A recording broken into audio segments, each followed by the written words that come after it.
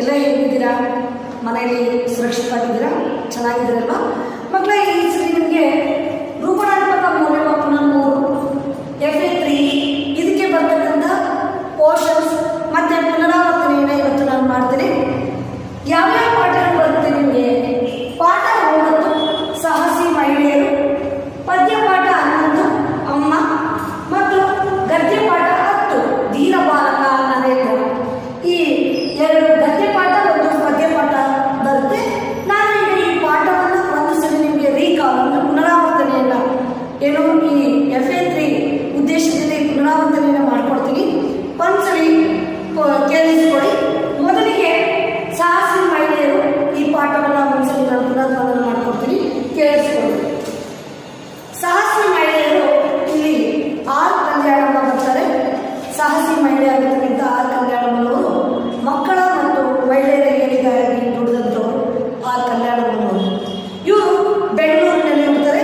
1821ರಲ್ಲಿ ಇವರು ಜನನಾಗುತ್ತೆ. ಇವರ ತಂದೆ ಯಾರು? ರಾಮಸ್ವಾಮಿ ಅಯ್ಯಂಗಾರ್, ತಾಯಿ ಜಾನಕಮ್ಮ. ಇವರು ಪ್ರಾಥಮಿಕ ಶಿಕ್ಷಣವನ್ನು ಬೆಂಗಳೂರಿನಲ್ಲಿ ಪಡೀತಾರೆ. ಮತ್ತು ಇವರು ಬಾಲ್ಯ ವಿವಾಹ ಆಗಿದ್ದಂತೆ ಇವರು 3 ತಿಂಗಳೊಳಗಾಗಿ ಮದುವೆಯಾಗಿ 3 ತಿಂಗಳೊಳಗಾಗಿ ಇವರು ತಮ್ಮ ಗಂಡನನ್ನು ಕಳೆದುಕೊಳ್ತಾರೆ. ಆ ಸುಂದರ ಸಂಸಾರದ ಒಂದು ಕನಸು ನುಚ್ಚು ನೂರಾಗುತ್ತೆ. ಆದರೆ ಈ ಆ ಕಲ್ಯಾಣಮ್ಮನವರು ದಿಕ್ಕುಗೆಡದೆ ಅವ್ರೇನು ಮಾಡ್ತಾರೆ? ಭವಿಷ್ಯದ ಬಿದ್ದು ಹೋಯಿತು ಅಂತ ಮೂಲೆಯಲ್ಲಿ ಕೂಡದೆ ಅವ್ರು ಏನು ಮಾಡ್ತಾರೆ ಅಂತ ಹೇಳಿದ್ರೆ, ಅವ್ರು ಎದೆಗುಂದಿಲ್ಲ. LS ಪರೀಕ್ಷೆಯನ್ನು ಉತ್ತೀರ್ಣ ಮಾಡಿದರು. ಮನೆಯಲ್ಲಿ ಕೂತು ಓದಿ LS ಪರೀಕ್ಷೆಯನ್ನು ಉತ್ತೀರ್ಣ ಮಾಡಿದರು. ಆ ಕಾಲದಲ್ಲಿ ಈ LS ಪರೀಕ್ಷೆ ಅಂತ ಹೇಳಿದ್ರೆ 7ನೇ ತರಗತಿಯ ಪರೀಕ್ಷೆ. ಈ ಆಗಿನ ಕಾಲದಲ್ಲಿ ಈ LS ಪರೀಕ್ಷೆಯನ್ನು ಮಾಡ್ತಕ್ಕಂಥದ್ದು ಮಹಿಳೆಯರಿಗೂ ಒಂದು ದೊಡ್ಡ ಸಾಧನೆಯೇ ಆಗಿತ್ತು. ಆ ಕಾಲದಲ್ಲಿ ಇದೊಂದು ಸಾಹಸವೇ ಆಗಿತ್ತು, ಓದುವ ಆಸೆ ಅತಿಯಾಗಿತ್ತು ಆ ಕಲ್ಯಾಣಮ್ಮನವರಿಗೆ. ಆದರೆ ಅಂಥ ಅವಕಾಶಗಳು ಇರಲಿಲ್ಲ. ಹಾಗಾಗಿ ಆ ಕಲ್ಯಾಣಮ್ಮನವರು ಮನೆಯಲ್ಲೇ ಕೂತು ವಿದ್ಯಾಭ್ಯಾಸವನ್ನು ಮುಂದುವರಿಸಿದ್ರು. ಹೊಸ ಹೊಸ ಪುಸ್ತಕಗಳನ್ನು ತಂದು ಮನೆಯಲ್ಲೇ ಕೂತು ನಮ್ಮ ವಿದ್ಯಾಭ್ಯಾಸವನ್ನು ಮುಂದುವರಿಸಿದ್ರು.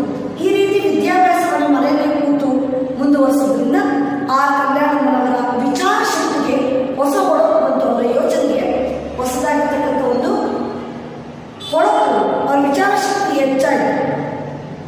ಆ ನಂತರ ಆ ಕಲ್ಯಾಣಮ್ಮನವರು ಎದೆಗುಂದದೆ ಧೈರ್ಯವಾಗಿ ಸಮಾಜ ಸೇವೆಯಲ್ಲಿ ನಿಂತುಕೊಂಡು ಹಬಲೆಯರು ಮತ್ತು ದೀನ ಮಕ್ಕಳ ಶೋಷಣೆಗಳ ಬಗ್ಗೆ ಯೋಚಿಸ್ತಾ ಇದ್ರು.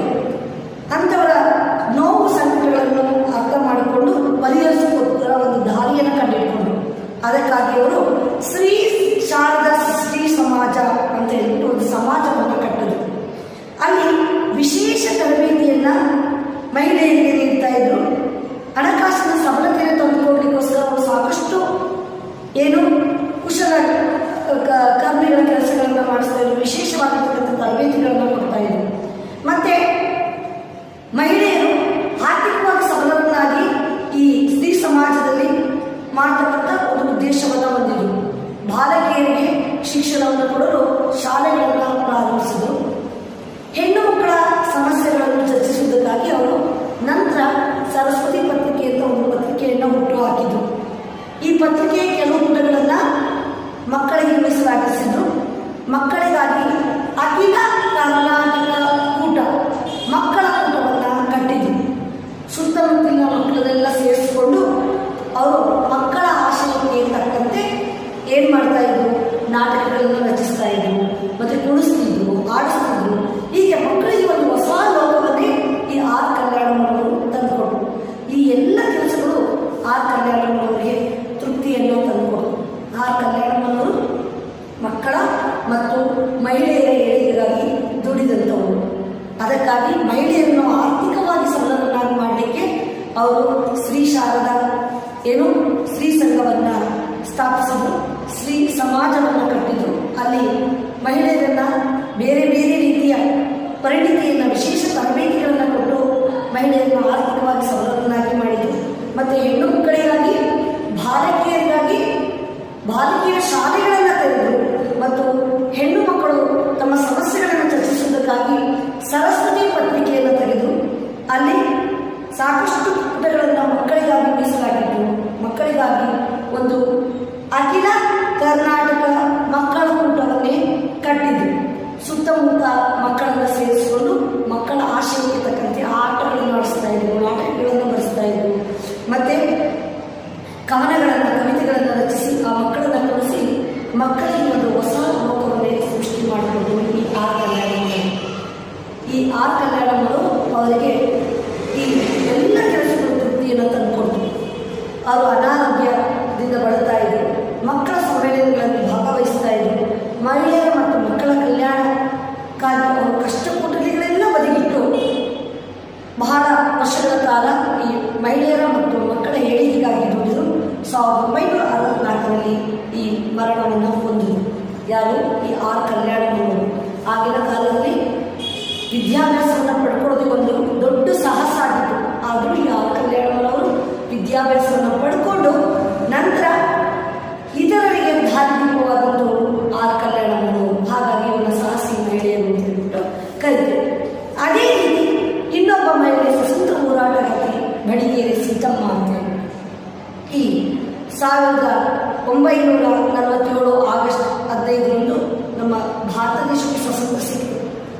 ಅಂದು ತಿರಂಗಿ ಧ್ವಜವನ್ನು ಏರಿಸಿ ಒಂದೇ ಮಾತನ್ನು ಬೋಲೋ ಭಾರತ್ ಮಾತಾ ಕಿ ಅಂತ ಹೇಳ್ಬಿಟ್ಟು ಇಡೀ ದೇಶದ ತುಂಬ ಸಿಹಿಯನ್ನು ಹಂಚಿಕೊಂಡು ಎಲ್ಲ ಜನ ಸಂಭ್ರಮವನ್ನು ಪಡ್ತಾ ಇದ್ರು. ಕೋಟಿ ಕೋಟಿ ಜನರ ಕನಸು ಅವತ್ತು ನನಸಾಗಿತ್ತು. ಭಾರತದೊಳಗಿದ್ದಂಥ ಹೈದರಾಬಾದ್ ಅಂತ ಒಂದು ಪ್ರಾಂತ್ಯ ಇತ್ತು, ರಾಜರುಗಳು ಆಗ್ತಾ ಇದ್ರು. ಆ ರಾಜರ ಕಾಲದಲ್ಲಿ ಹೈದರಾಬಾದ್ ಒಂದು ಸಂಸ್ಥಾನ ಆಗಿತ್ತು. ಅದು ಮಾತ್ರ ಭಾರತದೊಂದಿಗೆ ವಿಲೀನವಾಗಲಿಕ್ಕೆ ಒಪ್ಕೊಳ್ಳೇ ಇಲ್ಲ. ಹೈದರಾಬಾದ್ನಲ್ಲಿದ್ದಂಥ ನಿಜಾಮ ಮಹಾರಾಜ ಅವನು ಏನು ಮಾಡಿದ್ರೆ ಈ ತ್ರಿವರ್ಣ ಧ್ವಜವನ್ನು ಹೈದರಾಬಾದ್ನಲ್ಲಿ ಹಾರಿಸಲಿಕ್ಕೆ ಒಪ್ಪಲಿಲ್ಲ. ಹಾಗಾಗಿ ಅಲ್ಲಿದ್ದಂಥ ಜನರು ನಿಜಾಮನ ವಿರುದ್ಧ ಸಿಡಿದಿದ್ರು. ಆಗಿನ ಹೈದರಾಬಾದ್ ಪ್ರಾಂತ್ಯಕ್ಕೆ ನಮ್ಮ ಕರ್ನಾಟಕದ ರಾಯಚೂರು ಜಿಲ್ಲೆ ಕೂಡ ಸೇರಿತ್ತು.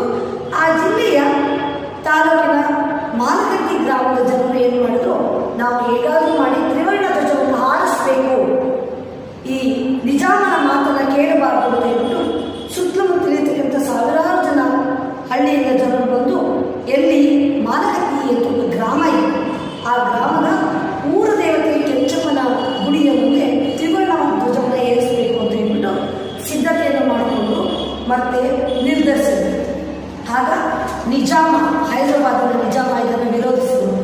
ಆಗ ಆ ಜನರ ಮಧ್ಯದಲ್ಲಿ ಇದ್ದಂಥ ಒಬ್ಬ 20 ವರ್ಷದ ತರುಣೆ ಅಂತ ಹೇಳಿದ್ರೆ ಹುಡುಗಿ, ಆ ತರುಣೆ ಎಷ್ಟು ಅವಳು ದೇಶಪ್ರೇಮಿಯಾಗಿದ್ದು, ಎಷ್ಟು ಭಾವೋದ್ವೇಗಿಗಳಾಗಿದ್ದು ಅಂತ ಹೇಳಿದ್ರೆ ತರುಣೆ ನಿಲ್ತಾ ಬಂದು ಹೇಗೆ ನಮಗೆ ನಿಜಾಮ ಈ ಧ್ವಜವನ್ನು ಏರಿಸಿ ಬಿಡೋದಿಲ್ಲ ನೋಡೋಣ ಅಂತ ಹೇಳ್ಬಿಟ್ಟು ತರುಣೆ ಕುಣಿಯುತ್ತಾ ಬಂದು ಅವಳು ಹೇಗಿದ್ಲು ಅಂದ್ರೆ ಸಾಕ್ಷಾತ್ ಕಾಯ್ತರ ಕಾಣ್ತಾ ಇದ್ಲು. ಎಡಗೈಯಲ್ಲಿ ಧ್ವಜವನ್ನು ಇಟ್ಕೊಂಡಿದ್ದು, ಬಲಗೈಯಲ್ಲಿ ಕುಡುಗೋಲು ಇಟ್ಕೊಂಡು ಅವಳು ಸಾಕ್ಷಾತ್ ಕಾಳಿಯಂತೆ ಕಾಣುತ್ತಿದ್ಲು. ದುಂಡು ಮುಖ, ಹಣೆ ತುಂಬ ಕುಂಕುಮವನ್ನು ಬಿಟ್ಟು ಮೂಗಿನ ನಂತರನ ಹಾಕಿದ್ದು, ಕಚ್ಚೆ ಹಾಕಿದ್ದು, ಬಿಕ್ಕಲು ಸೀರೆ ಉಟ್ಟಿದ್ದು. ಭಾವಾವೇಶ, ದೇಶಪ್ರೇಮದ ಒಂದು ಭಾವಾವೇಶವನ್ನು ತುಂಬಿತ್ತು. ಹಾಗೆ ಸಪ್ಪಳಕ್ಕೆ ಸಾಕ್ಷಾತ್ ಭೈರವಿಯಂತೆ ಕಾಣ್ತಾ ಇದ್ದು. ತಿರಂಗಿ ಧ್ವಜವನ್ನು ಅವಳೇ ಬಂದು ನಿಂತು ಏರಿಸಿದ್ದು ಎಲ್ಲಿ ಮಾಲಗತ್ತಿ ಗ್ರಾಮದಲ್ಲಿ. ಇಡೀ ಜನ ಅವಳಿಗೆ ಜೈಕಾರ ಹಾಕಿದ್ರು. ಯಾಕಂದರೆ ಎಲ್ಲ ಜನರು ನಿಜಾಮನ ವಿರುದ್ಧ ನಿಜಾಮನಿಗೆ ಎದುರ್ತಾ ಇದ್ರು. ಆಗ ಈ ತರುಣೆ ತನ್ನ ದೇಶ ಪ್ರೇಮವನ್ನು ಮೆರೆದು ಕೈಯಲ್ಲಿ ಹುಡುಗರನ್ನ ಇಟ್ಕೊಂಡು, ಅವರಿಗೆ ತಿರಂಗಿ ಧ್ವಜವನ್ನು ಇಟ್ಕೊಂಡು ಸಾಕ್ಷಾತ್ ಕಾಳಿಯಲ್ಲಿ ಬಂದು ತಾನೇ ನಿಂತು ಆಗಿನ ಕಾಲದಲ್ಲಿ ಆ ಹೆಣ್ಣು ಮಗಳು ತಿರಂಗಿ ಧ್ವಜವನ್ನು ಏರಿಸಿದ್ರು. ಹಾಗಾಗಿ ಎಲ್ಲೆಡೆ ಜಯಘೋಷ ಮಾಡುವುದು. ಆ ಧ್ವಜವನ್ನು ಏರಿಸಿದ ತರಣಿ ಹೆಸರೇ ಬಡಿಗೇರಿ ಸೀತಮ್ಮ. ತಂದೆ ಬಡಿಗೇರಿ ಸೀತಮ್ಮ ಅಂತೇಳಿ. ಇವಳ ತಂದೆ ಬಸಪ್ಪ, ತಾಯಿ ಶಾಮಂತವ್ವ. ಇವರು ಊರು ಮಾಲಗತ್ತಿಯಲ್ಲಿ ಇವಳು ಆ ರೀತಿ ಬಂದು ಧ್ವಜವನ್ನು ಏರಿಸಿದ್ರು. ಧ್ವಜವೇರಿಸುವ ಕಾರ್ಯಕ್ರಮವನ್ನು ತಡೆಯಲು ಬಂದ ಕೆಲವೇ ಪೊಲೀಸರನ್ನು ಈ ಜನ, ಎಷ್ಟೊಂದು ಜನ ಇದ್ದಲ್ಲ ಅವರನ್ನು ನೋಡಿ ದಂಗಾಗ್ಬಿಟ್ರು. ಇವನ್ನ ನಾವೇನಾದರೂ ತಡೀಲಿಕ್ಕೆ ಹೋದರೆ ಖಂಡಿತವಾಗಿ ನಾವು ಇವರಿಂದ ಹೇಳ್ತಿದ್ವಿ ಅಂತ ಹೇಳ್ಬಿಟ್ಟು ಅಲ್ಲಿದ್ದಂಥ ಎಲ್ಲ ಪೊಲೀಸರು ಮೂಕ ಪ್ರೇಕ್ಷಕರಾಗಿ ನಿಂತುಕೊಂಡು ಆ ಹುಡುಗಿ ಸ್ವತಂತ್ರ ಹೋರಾಟದಲ್ಲಿ ಪಾಲ್ಗೊಂಡಿದ್ದು. ಹೈದರಾಬಾದ್ ಸೆಪ್ಟೆಂಬರ್ 17ರಂದು ಭಾರತದಲ್ಲಿ 1948 ಸೆಪ್ಟೆಂಬರ್ 17ರಂದು ಭಾರತದೊಂದಿಗೆ ಹೈದರಾಬಾದ್ ಪ್ರಾಂತ್ಯ ವಿಲೀನವಾಯಿತು. ಈ ಬಡಿಗೇರಿ ಸೀತಮ್ಮ ತನ್ನ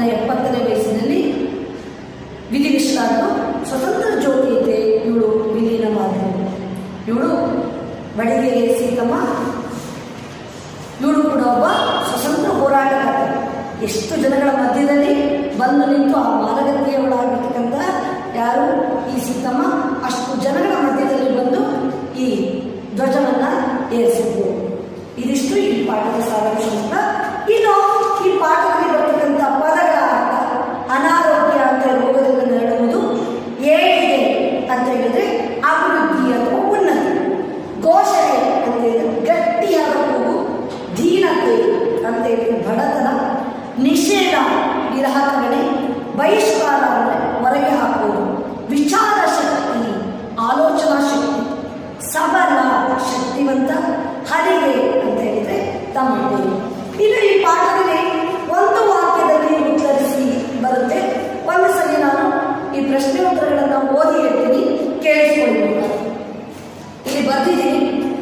ಕಲ್ಯಾಣಮ್ಮ ಯಾರ ಏಳಿಗೆಗಾಗಿ ಚಿಂತಿಸಿದರು? ಕಲ್ಯಾಣಮ್ಮ ಮಕ್ಕಳ ಮಹಿಳೆಯರ ಏಳಿಗೆಗಾಗಿ ಚಿಂತಿಸಿದರು. ಕಲ್ಯಾಣಮ್ಮ ಯಾರ ಏಳಿಗೆಗಾಗಿ ಚಿಂತಿಸಿದರು? ಕಲ್ಯಾಣಮ್ಮ ಮಕ್ಕಳ ಮಹಿಳೆಯರ ಏಳಿಗೆಗಾಗಿ ಚಿಂತಿಸಿದರು. ಕಲ್ಯಾಣಮ್ಮನವರ ವಿಚಾರ ಶಕ್ತಿಗೆ ಹೇಗೆ ಒಳಗು ಬಂತು? ಕಲ್ಯಾಣಮ್ಮ ಮನೆಯಲ್ಲಿಯೇ ಓದು ಮುಂದುವರಿಸಿದ್ದರಿಂದ ಅವರ ವಿಚಾರ ಶಕ್ತಿಗೆ ಒಳಗು ಬಂತು.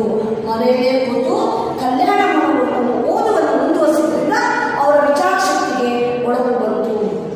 ಹೈದರಾಬಾದ್ ಪ್ರಾಂತ್ಯದ ಜನರು ನಿಜಾಮನ ವಿರುದ್ಧ ಹೇಗೆ ಸಿಕ್ಕಿದ್ದರು? ಯಾಕೆ ಹೈದರಾಬಾದಿನ ಪ್ರಾಂತ್ಯದ ಜನರು ನಿಜಾಮನ ವಿರುದ್ಧ ಸಿಕ್ಕಿದ್ರು? ಹೈದರಾಬಾದ್ ಭಾರತದಲ್ಲಿ ವಿಲೀನವಾಗಲಿಲ್ಲ ಮತ್ತು ತ್ರಿವರ್ಣ ಧ್ವಜವನ್ನು ನಿಷೇಧಿಸಿದ್ದರಿಂದ ಹೈದರಾಬಾದ್ ಪ್ರಾಂತ್ಯದ ಜನರು ಸಿಡಿದೆದ್ರು, ನಿಜಾಮನ ವಿರುದ್ಧ ಸಿಡಿದೆದ್ರು. ಮಾನಗಟ್ಟಿ ಗ್ರಾಮದ ಜನರು ಎಲ್ಲಿ ಧ್ವಜವನ್ನು ಏರಿಸಲು ನಿರ್ಧರಿಸಿದರು? ಮಾನಗಟ್ಟಿ ಗ್ರಾಮದ ಜನರು ಊರ ದೇವತೆ ಕೆಂಚವ್ವನ ಗುಡಿಯ ಬಯಲಿನಲ್ಲಿ ಧ್ವಜ ಏರಿಸಲು ನಿರ್ಧರಿಸಿದರು. ಹೈದರಾಬಾದ್ ಪ್ರಾಂತ್ಯ ಭಾರತದಲ್ಲಿ ಯಾವಾಗ ವಿಲೀನವಾಯಿತು? ಹೈದರಾಬಾದ್ ಪ್ರಾಂತ್ಯ ಭಾರತದಲ್ಲಿ 1948 ಸೆಪ್ಟೆಂಬರ್ 17ರಂದು ವಿಲೀನವಾಯಿತು. ಇನ್ನು ಈ ಪಾಠದಲ್ಲಿ ಬರ್ತಕ್ಕಂಥ ವಂದಿಸಿ ಬರೆಯಿರಿ ಬರುತ್ತೆ. ಅದನ್ನು ನಾವು ಒಂದ್ಸಲ ಓದಿ ಹೇಳ್ತೀನಿ, ಕೇಳಿಸ್ಕೊಳ್ಬೇಕು. ಬಡಿಗೇರಿ ಸೀತಮ್ಮ ಯಾರು? ಸ್ವತಂತ್ರ ಹೋರಾಟಗಾರ್ತಿ 1. ಶಾವಂತ್ರವ್ವ 2. ಶಾವಂತ್ರವ್ವ ಬಸಪ್ಪ. ಶಾವಂತ್ರವ್ವನ ಗಂಡ ಯಾರು? ಬಸಪ್ಪ. ನೆಕ್ಸ್ಟ್ ಜಾನಕಮ್ಮ ರಾಮಸ್ವಾಮಿ ಅಯ್ಯಂಗಾರ್. ಜಾನಕಮ್ಮ ಮತ್ತು ರಾಮಸ್ವಾಮಿ ಅಯ್ಯಂಗಾರ್ ಯಾರ ತಂದೆ ತಾಯಿಗಳು? ಆರ್ ಕಲ್ಯಾಣಮ್ಮನವರ ತಂದೆ ತಾಯಿ. ಆರ್ ಕಲ್ಯಾಣಮ್ಮ ಸರಸ್ವತಿ ಪತ್ರಿಕೆಯನ್ನ ಹುಟ್ಟುಹಾಕಿದ್ರು. ಇದಿಷ್ಟು ಬಡಿಗೇರಿ ಸೀತಮ್ಮ ಯಾರು? ಸ್ವತಂತ್ರ ಹೋರಾಟಗಾರ್ತಿ. ಶಾವಂತ್ರವ್ವ ಬಸಪ್ಪ, ಜಾನಕಮ್ಮ ರಾಮಸ್ವಾಮಿ ಅಯ್ಯಂಗಾರ್, ಆರ್ ಕಲ್ಯಾಣಮ್ಮ ಸರಸ್ವತಿ ಪತ್ರಿಕೆ. ಇನ್ನು ಈ ಪಾಠದಲ್ಲಿ ಬಿಡಿಸ್ಗಳ ಬರುತ್ತೆ, ಒಂದ್ಸರಿ ಓದಿ ಹೇಳ್ತೀನಿ, ಕೇಳಿಸ್ಕೊಳ್ಳಿ. ಭಾರತಕ್ಕೆ ಸ್ವತಂತ್ರ ದೊರೆತರು ಡ್ಯಾಶ್ ಭಾರತದಲ್ಲಿ ವಿಲೀನವಾಗಲಿಲ್ಲ. ಹೈದರಾಬಾದ್ ವಿಲೀನ ಆಗಲಿಲ್ಲ. ಹೈದರಾಬಾದ್. ಆರ್ ಕಲ್ಯಾಣಮ್ಮವರು ಡ್ಯಾಶ್ ಪರೀಕ್ಷೆಯಲ್ಲಿ ಉತ್ತೀರ್ಣರಾದರು. LS ಪರೀಕ್ಷೆಯಲ್ಲಿ ಉತ್ತೀರ್ಣರಾದರು. ಕಲ್ಯಾಣಮ್ಮವರು ಹುಟ್ಟು ಹಾಕಿದ ಪತ್ರಿಕೆ ಹೆಸರು ಯಾವುದು? ಸರಸ್ವತಿ ಪತ್ರಿಕೆ. ಬಡಿಗೇರಿ ಸೀತಮ್ಮನ ಊರು ಮಾನಗಟ್ಟಿ. ಇದಿಷ್ಟು ಬಿಟ್ಟ ಸ್ಥಳ ಬರೆಯಿರಿ.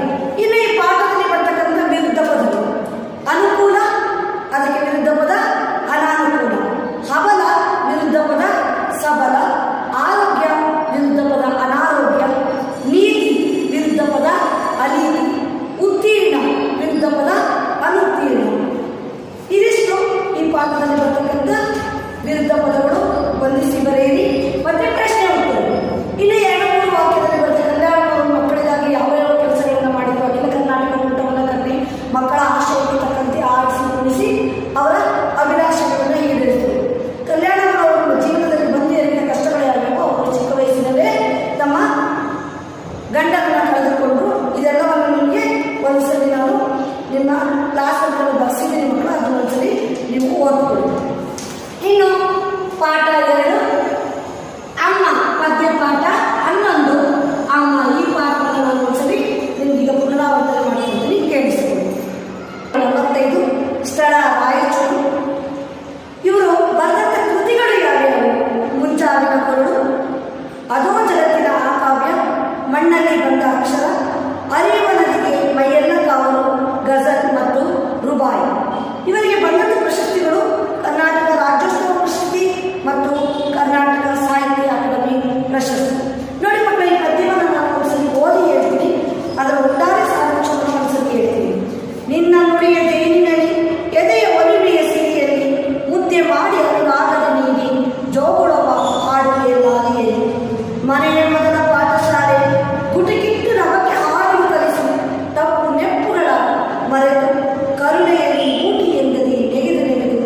ಬರವೇ ಅರಸಿ. ಮಹಾತ್ಮನಿರಲಿ ಮಂಕನಿರಲಿ ಜಗದೊಡೆಯನಾಗಲೆಂದು ಅರಸುವ ಮಾತೆ, ಗುರಿ ಮರೆತ ಬಾಳಿಗೆ ನೀ ದುಃಖಿಸಿ ನೀ ಬರೀ ಅಮ್ಮಳಲ್ಲ ನಡೆದಾಡುವ ದೇವತೆ. ಅಮ್ಮ ಮಾನವರ ಜೀವನದಲ್ಲಿ ತಾಯಿ ಕೇವಲ ಅಮ್ಮ ಅಲ್ಲ, ಆಕೆ ಒಬ್ಬ ದೇವತೆ. ಪ್ರೀತಿಯಿಂದ ಅವಳು ಚಿಕ್ಕ ಮಗುವಾಗಿದ್ದಾಗ ಪ್ರೀತಿಯಿಂದ ಮುತ್ತನ್ನಿಟ್ಟು ಊಟ ನೀಡಿ ಕುಡಿಸಿ ಜೋಗುಳವನ್ನು ಆಡಿ ಬೆಳೆಸ್ತಾಳೆ.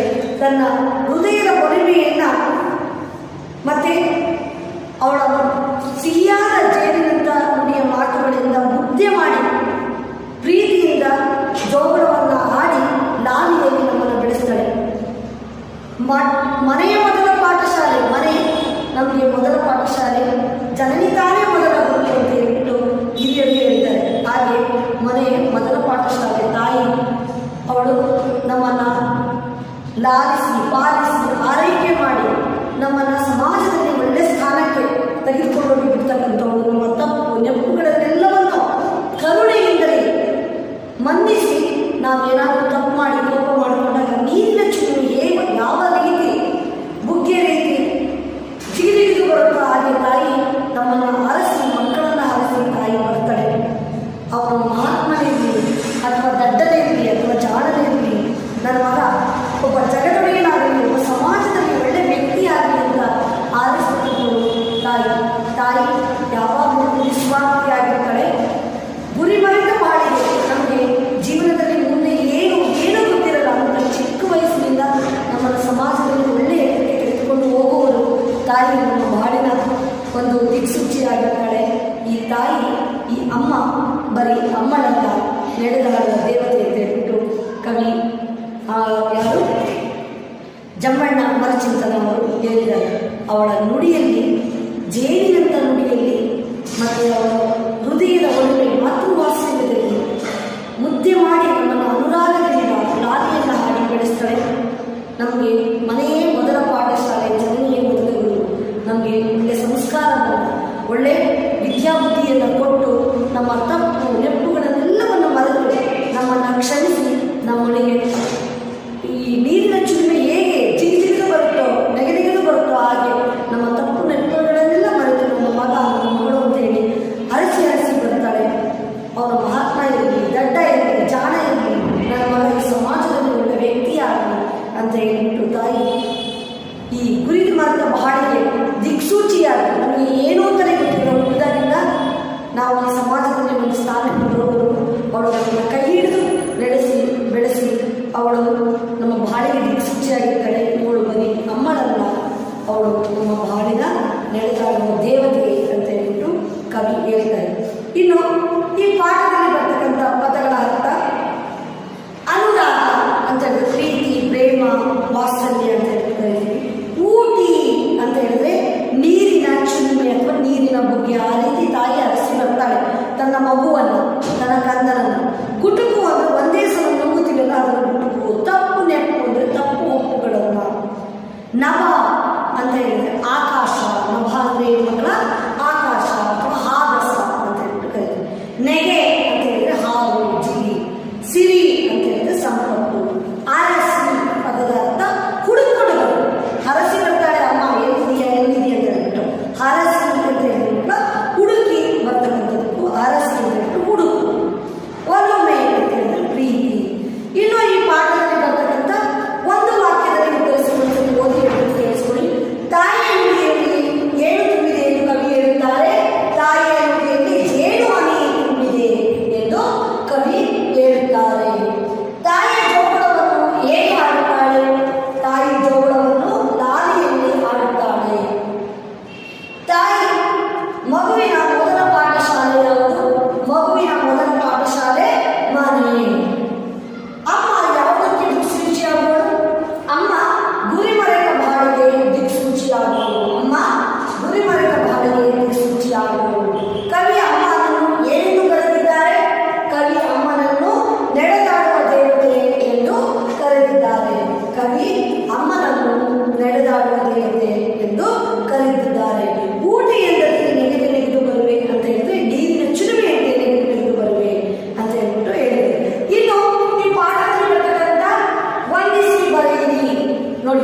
ಒಂದ್ಸರಿ ಹೇಳ್ತೀನಿ. ವಂದಿಸಿ ಬರೆಯಲಿದೆ. ನುಡಿ ಅಂತ ಹೇಳಿದ್ರೆ ಮಾತು, ನುಡಿ ಅಂತ ಹೇಳಿದ್ರೆ ಮಾತು. ಅನುರಾಗ ಅಂತ ಹೇಳಿದ್ರೆ ಪ್ರೀತಿ. ಊಟಿ ಅಂತ ಹೇಳಿದ್ರೆ ನೀರಿನ ಚಿಲುಮೆ. ನವ ಅಂತ ಹೇಳಿದ್ರೆ ಆಕಾಶ ಅಂತ ಹೇಳಿದ್ರು ಕರಿತಾರೆ. ಇನ್ನೊಂದ್ಸರಿ ಹೇಳ್ತೀನಿ, ವಂದಿಸಿ ಬರೆಯಲಿದೆ ಕೇಳಿಸ್ಕೊಳ್ಳಿ. ನುಡಿ ಅಂತ ಹೇಳಿದ್ರೆ ಮಾತು, ಅನುರಾಗ ಅಂತ ಹೇಳಿದ್ರೆ ಪ್ರೀತಿ, ಊಟಿ ಅಂದರೆ ನೀರಿನ ಚಿಲುಮೆ, ನವ ಅಂದರೆ ಆಕಾಶ. ವಿರುದ್ಧ ಪದಗಳು ರಾಗ, ದ್ವೇಷ, ಕರುಣೆ, ನಿಷ್ಕರುಣೆ, ಒಡೆಯ, ಸೇವಕ, ಮೊದಲು, ಕೊನೆ. ಈ ಪಾಠದಲ್ಲಿ ಬರ್ತಕ್ಕಂಥ ವಿರುದ್ಧ ಪದಗಳು. ಇನ್ನು ಈ ಪಾಠದಲ್ಲಿ ಕವಿ ಪರಿಚಯ ಬರುತ್ತೆ. ಕವಿ ಜಮ್ಮಣ್ಣ ಅಮರಚಿಂತನ. ಇವರು 1945 ಹುಟ್ಟಿದಂಥ ಸ್ಥಳ ರಾಯಚೂರು ಜಿಲ್ಲೆ. ಕೃತಿಗಳು: ಮುಂಚಾರಣೆ ಕೊರಡು, ಅದೋ ಜಗತ್ತಿನ ಕಾವ್ಯ, ಮಂಡನೆ ಬಂದ ಅಕ್ಷರ, ಅರಿವಲ್ಲದಕ್ಕೆ ಮೈಯೆಲ್ಲ ಕಾವು, ಗಜಲ್ ದುಬಾರಿ ಮುಂತಾದವು. ಕರ್ನಾಟಕ ರಾಜ್ಯೋತ್ಸವ ಪ್ರಶಸ್ತಿ ಮತ್ತು ಕರ್ನಾಟಕ ಸಾಹಿತ್ಯ ಅಕಾಡೆಮಿ ಪ್ರಶಸ್ತಿ ಬಂದಿದೆ. ಇದಿಷ್ಟು ಈ ಪಾಠದಲ್ಲಿ ಬರ್ತಕ್ಕಂಥ ಏನು ಪ್ರಶ್ನೆ ಉತ್ತರಗಳು ಮತ್ತೆ ವಂದಿಸಿದ್ರಿ. ಇನ್ನು ಈ ಪಾಠದಲ್ಲಿ ಬರ್ತಕ್ಕಂಥ ಏನು ಸ್ವಂತ ವಾಕ್ಯಗಳು ಬರುತ್ತೆ. ಅನುರಾಗ, ಅನುರಾಗ, ಅಮ್ಮ ನಮ್ಮನ್ನು ಅನುರಾಗದಿಂದ ಸಾಕುವಳು. ನಭ, ನಭದಲ್ಲಿ ಪಕ್ಷಿಗಳು ಹಾರಾಡುತ್ತವೆ. ದಿಕ್ಸೂಚಿ, ಅಮ್ಮ ನಮ್ಮೆಲ್ಲರ ಬಾಳಿನ ದಿಕ್ಸೂಚಿ. ಇನ್ನು ಈ ಪಾಠದಲ್ಲಿ 2-3 ವಾಕ್ಯಗಳಲ್ಲಿ ಉತ್ತರಿಸಿದಂತೆ ತಾಯಿ ಪ್ರೀತಿಯಿಂದ ನಾನೇ ಆಡುವ ಬಗೆ ಹೇಗೆ. ತಾಯಿ ಪ್ರೀತಿಯಿಂದ ತನ್ನ ನುಡಿಯಲ್ಲಿ ಜೇನನ್ನು ತುಂಬಿ ಎದೆಯ ಒಲುಮೆಯಲ್ಲಿ ಸಿರಿಯಲ್ಲಿ ಮುದ್ದೆ ಮಾಡಿ ಅನುರಾಗದಿಂದ ನಾನೇ ಜೋಗವನ್ನು ಆಡುವ. ತಾಯಿ ತನ್ನ ಮಗುವನ್ನು ಹೇಗೆ ಅರಸಿಕೊಳ್ಳುತ್ತಾಳೆ. ತಾಯಿ ತನ್ನ ಮಗುವಿನ ಕಡೆಗೆ ಊಟಿ ಎಂದರೆ ನೆಗೆದು ಅರಸಿಕೊಳ್ಳುತ್ತಾಳೆ. ತಾಯಿ ತನ್ನ ಮಗುವನ್ನು ಏನೆಂದು ಅರಸುತ್ತಾಳೆ. ತಾಯಿ ತನ್ನ ಮಗುವನ್ನು ಮಹಾತ್ಮರಲ್ಲಿ, ಮಂಕರಲ್ಲಿ, ಜಗದೊಡೆಯ ನಾಮದೆಂದು ಅರಸುತ್ತಾಳೆ.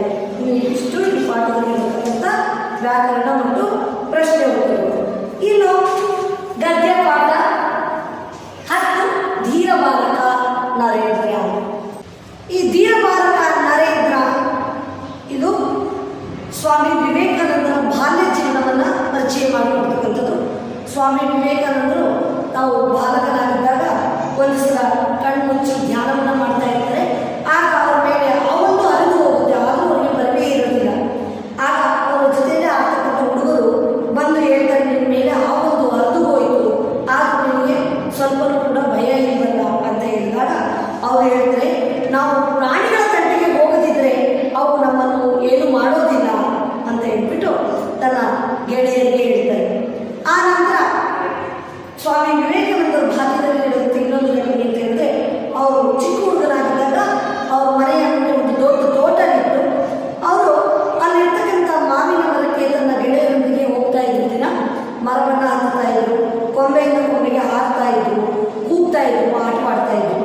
ಇದರಿಂದ ಮಾಲಿಗೆ ಬಹಳ ಬೇಸರ ಆಗುತ್ತೆ. ಆಗ ಅವನು ಆ ಮರದಲ್ಲಿ ಭೂತ ಇದೆ, ನೀವು ಹೋಗಬೇಡಿ ಅಂತ ಹೇಳ್ಬಿಟ್ಟು ಆ ಮಕ್ಕಳಿಗೆ ಹೇಳ್ತಾನೆ. ಆಗ ಆ ವಿವೇಕಾನಂದರು ಮತ್ತು ತನ್ನ ಗೆಳೆಯರಲ್ಲಿ ಇದ್ದಂಥವರೆಲ್ಲರೂ ಆ ಹೋಗದೆ ಎದುರುಕೊಂಡು ಇದ್ದಂಥವ್ರ ಗೆಳೆಯರೆಲ್ಲ ಅಲ್ಲಿಂದ ಓಡೋಗ್ತಾರೆ. ಆ ಮಾರಿ ಹೇಳ್ತಾನೆ, ಈ ಮರದಲ್ಲಿ ಭೂತ ಇದೆ, ನೀವೇನಾದರೂ ಇಲ್ಲೇ ಇದ್ದು ಜಾಗ ಬಿಟ್ಟು ಹೋಗಲಿಲ್ಲ ಅಂತ ಹೇಳಿದ್ರೆ ನಿಮ್ಮನ್ನೆಲ್ಲ ನೋವು ಬಿಡುತ್ತೆ ಅಂತ ಹೇಳ್ತಾನೆ. ಆಗ ಬಾಲಕರೆಲ್ಲ ಹೆದರಿ ಓಡೋಗ್ತಾರೆ. ಆದರೆ ಈ ವಿವೇಕಾನಂದ ಏನು, ಈ ನರೇಂದ್ರ ಇವರ ಮೊದಲ ಹೆಸರು ಏನಂತ ಹೇಳಿದ್ರೆ ವಿವೇಕಾನಂದರ ಬಾಲ್ಯದ ಹೆಸರು ನರೇಂದ್ರ ಅಂತ ಹೇಳಿ. ಅವ್ರು ಮಾತ್ರ ನರೇಂದ್ರ ಹೋಗೋದಿಲ್ಲ. ಭೂತ ಹೇಗಿದೆ ಅದನ್ನು ನೋಡಬೇಕು ಅನ್ನೋ ಕುತೂಹಲದಿಂದ ರಾತ್ರಿ ಅವರು ಅಲ್ಲೇ ಕೂತು ಕಾಯ್ತಾರೆ. ಆದರೆ ಎಷ್ಟೊತ್ತಾದರೂ ಆ ಭೂತ ಬರೋದೇ ಇಲ್ಲ. ಆಗ ಅವರಿಗೆ ಅರ್ಥ ಆಗುತ್ತೆ, ಈ ಮಾಲಿ ನಮ್ಮನ್ನು ಇಲ್ಲಿಂದ ಓಡಿಸಲಿಕ್ಕೆ ಮಾಡಿರ್ತಕ್ಕಂಥ ಉಪಾಯ ಅಂತ ಹೇಳ್ಬಿಟ್ಟು. ಆಗ ಆ ತನ್ನ ಗೆಳೆಯರನ್ನೆಲ್ಲ ಕರೆದು ಮಾರನೇ ದಿನ ಹೇಳ್ತಾನೆ, ಈ ರೀತಿ ಭಯದ ಮಾತುಗಳನ್ನು ನಂಬಬಾರದು ಅಂತ ಹೇಳ್ಬಿಟ್ಟು ತನ್ನ ಗೆಳೆಯರನ್ನೆಲ್ಲ ಕೂರಿಸ್ಕೊಂಡು ತಿಳಿಯನ್ನು ಹೇಳ್ತಾನೆ. ಈ ರೀತಿ ಬಾಲ್ಯದಲ್ಲಿಯೇ ವಿವೇಕ ಮತ್ತು ವಿಮರ್ಶೆ ಬುದ್ಧಿಯನ್ನು ಒಳಗೊಂಡಂಥ ಹುಡುಗ ಯಾರು ಅಂತ ಹೇಳಿದ್ರೆ ನರೇಂದ್ರ. ಸ್ವಾಮಿ ವಿವೇಕಾನಂದ ಇವರು ಬಾಲ್ಯದ ಹೆಸರು ನರೇಂದ್ರ ಅಂತ ಹೇಳ್ಬಿಟ್ಟು ಇವರೇ ಸ್ವಾಮಿ ವಿವೇಕಾನಂದರು.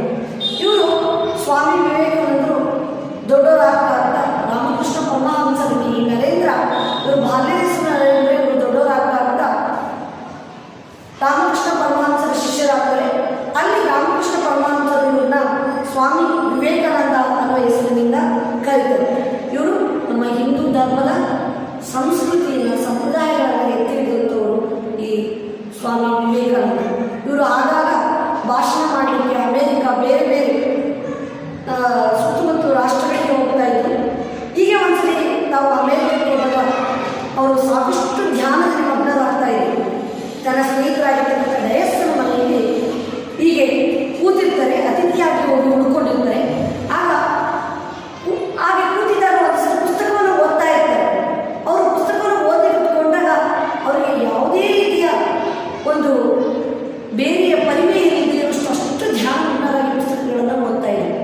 ಆ ಡಯಸ್ಸನ್ನು ಮನೆ ಒಳಗಡೆ ಬರ್ತಾರೆ. ಬಂದಾಗ ಆ ಡಯಸ್ಸನ್ನು ಅವ್ರನ್ನ ಮಾತಾಡಿಸ್ತಾರೆ, ಉಂಟಿ ಮಾತಾಡಿಸಿದಾಗ ಸ್ವಾಮಿ ವಿವೇಕಾನಂದರು ಆ ಪುಸ್ತಕದಲ್ಲಿದ್ದಂಥ ನೂರಾರು ಸಾಲುಗಳನ್ನು ಹಾಗೆಯೇ ಓದುತ್ತಾ ಇದ್ರು, ಹಾಗೆಯೇ ಹೇಳ್ತಾ ಇದ್ರು. ಆ ಆಶ್ಚರ್ಯದಿಂದ ಡಯಸ್ಸನ್ನು ಅವರು ಹೇಳ್ತಾರೆ, ಇದು ಹೇಗೆ ಸಾಧ್ಯ ನಿಮಗೆ ಅಂತ ಹೇಳಿದಾಗ ಅವರು ಹೇಳ್ತಾರೆ, ಇದೆಲ್ಲ ಓದುವಾಗಿನ ಬರ್ತಕ್ಕಂಥ ಏಕಾಗ್ರತೆ ನನ್ನ ಮೈ ಮೇಲೆ ಕೆಂಡವನ್ನೇ ಸುರಿದ್ರು ನಾನು ಓದುವಾಗ ಹೇಗೆ ಕೆಂಡವನ್ನೇ ಸುರಿದ್ರು ನನಗೆ ಗೊತ್ತಾಗೋದಿಲ್ಲ ಅಂತ ಹೇಳಿದ್ರು ಸ್ವಾಮಿ ವಿವೇಕಾನಂದರು ಹೇಳ್ತಾರೆ. ಆ ನಂತರ ಇವರು ಭಾರತಕ್ಕೆ ಬಂದ ಮೇಲೆ ದೇಶ ತುಂಬ ಓಡಾಡಿದ್ರು, ಜನರ ಕಷ್ಟವನ್ನು ಅರ್ಥ ಮಾಡಿಕೊಂಡು ಏಳಿ ಎದ್ದೇಳಿ ಎಚ್ಚರಗೊಂಡಿರಿ, ಗುರಿ ಮುಟ್ಟುವವರೆಗೂ ಇಲ್ಲದಿರಿ, ಶಕ್ತಿಯೇ ಜೀವನ ದೌರ್ಬಲ್ಯವೇ ಮರಣ ಅಂತ ಹೇಳ್ಬಿಟ್ಟು ಇಲ್ಲಿ ಸ್ವಾಮಿ ವಿವೇಕಾನಂದರು ಸಮಾಜ ಸೇವೆಗಾಗಿ ತಮ್ಮ ಜೀವನವನ್ನೇ ಮೂಡುತ್ತಿದ್ದರು. ಮತ್ತು ಹಿಂದೂ ಧರ್ಮವನ್ನು ಎಲ್ಲ ಕಡೆ ಸಾರಿದಂಥ ಮಹಾತ್ಮ ಈ ಸ್ವಾಮಿ ವಿವೇಕಾನಂದರು.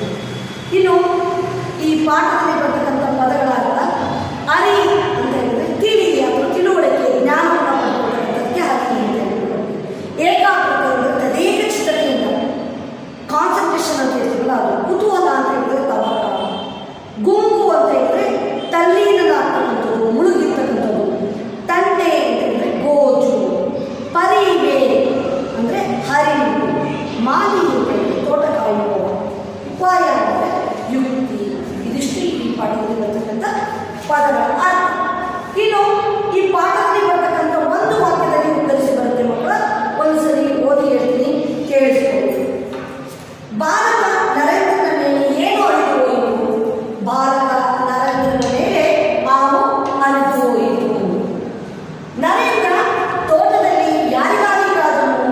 ನರೇಂದ್ರ ತೋಟದಲ್ಲಿ ಭೂತಕ್ಕಾಗಿ ಕಾದನು. ನರೇಂದ್ರ ತೋಟದಲ್ಲಿ ಭೂತಕ್ಕಾಗಿ ಕಾದನು. ರಾಮಕೃಷ್ಣ ಪರಮಹಂಸರು ನರೇಂದ್ರನನ್ನು ಯಾವ ಹೆಸರಿನಿಂದ ಕರೆದರು? ರಾಮಕೃಷ್ಣ ಪರಮಹಂಸರು ನರೇಂದ್ರನನ್ನು ಯಾವ ಹೆಸರಿನಿಂದ ಕರೆದರು? ಸ್ವಾಮಿ ವಿವೇಕಾನಂದ ಎಂಬ ಹೆಸರಿನಿಂದ ಕರೆದರು. ಸ್ವಾಮಿ ವಿವೇಕಾನಂದ ಎಂದು ಕರೆದರು. ಸ್ವಾಮಿ ವಿವೇಕಾನಂದರು ಜನರಿಗೆ ಕೊಟ್ಟ ಸಂದೇಶವೇನು? ಸ್ವಾಮಿ ವಿವೇಕಾನಂದರು ಏಳಿ ಎದ್ದೇಳಿ ಎಚ್ಚರಗೊಳ್ಳಿರಿ, ಗುರಿ ಮುಟ್ಟುವವರೆಗೂ ನಿಲ್ಲದಿರಿ, ಶಕ್ತಿಯೇ ಜೀವನ ದೌರ್ಬಲ್ಯವೇ ಮರಣ ಎಂದು ಸಂದೇಶವನ್ನು ನೀಡಿದರು. ಸ್ವಾಮಿ ವಿವೇಕಾನಂದರು ಜನರ ಕಷ್ಟವನ್ನು ಹೇಗೆ ಅರಿತರು? ಸ್ವಾಮಿ ವಿವೇಕಾನಂದರು ದೇಶದ ತುಂಬ ಸುತ್ತಾಡಿ ಜನರ ಕಷ್ಟ ಅರಿತರು. ಇದಿಷ್ಟು ಈ ಪಾಠದ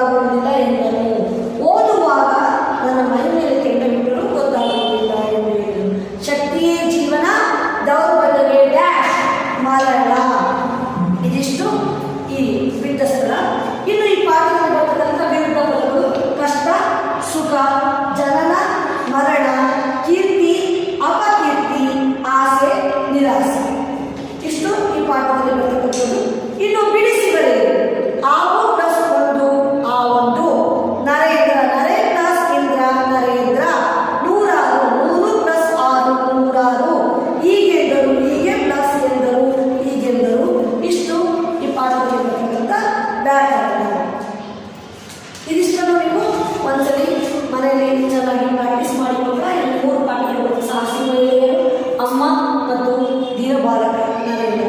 ಈ ಪಾಠವನ್ನು ಚೆನ್ನಾಗಿ ಮನೆಯಲ್ಲಿ ಪ್ರಾಕ್ಟೀಸ್ ಮಾಡಿ ರೂಪಣಾತ್ಮಕ 3ನೇ ಗಪ್ಪನ 3ಕ್ಕೆ. Thank you children. ಅರ್ಥ ಆಯಿತು ಪಾಠಗಳು. Thank you.